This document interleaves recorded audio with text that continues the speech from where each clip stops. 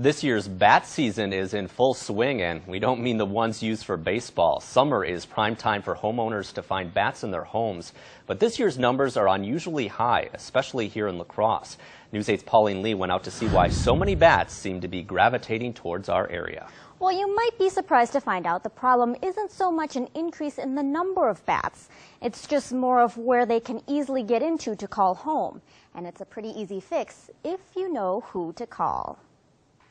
In this quiet La Crosse neighborhood, there's a problem lurking in the walls of this home. Takes a little detective work. But it's no problem this man can't fix. For over 30 years they've been calling me the Batman, I guess because of what I do. Mike Bakke is a Wisconsin bat specialist, and this summer has been his busiest one yet. It's not out of the question during the peak of the season to get 40, 45 calls a day. He's received a record of more than 900 bat calls so far in Wisconsin, Iowa, and Minnesota, and the bulk of them right here in La Crosse. I don't think that there's more bats, but I think because of some of the hail damage and stuff we've had in the past, La Crosse has had a lot of roof replacements and siding replacements. And when that happens, usually a lot of the sealing around those joints of roofing and siding aren't completed.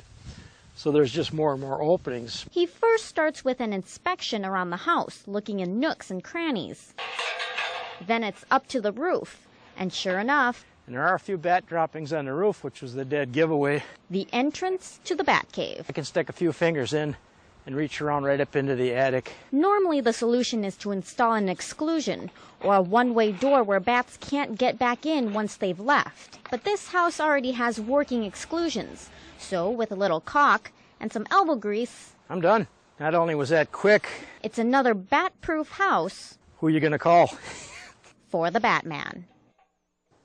Now, bats found in Wisconsin are actually beneficial to the environment because they eat insects. So it's good to have them around, just not in our homes. Thanks very much, Pauline. Ugh, don't like to look at that. It's important to note, though, bats do carry rabies, a deadly virus. However, officials say bats transmitting rabies to humans is rare.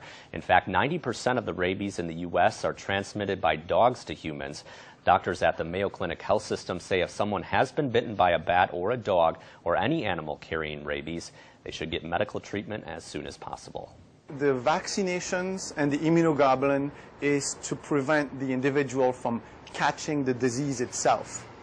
Once you do have the disease, there's no cure. There's no FDA antiviral or antibiotic for it. So everything is about awareness and prevention of the disease. Once you have the disease, it's actually too late. Mayo Clinic Health System officials say on average they treat about 4 people with bat bites a year.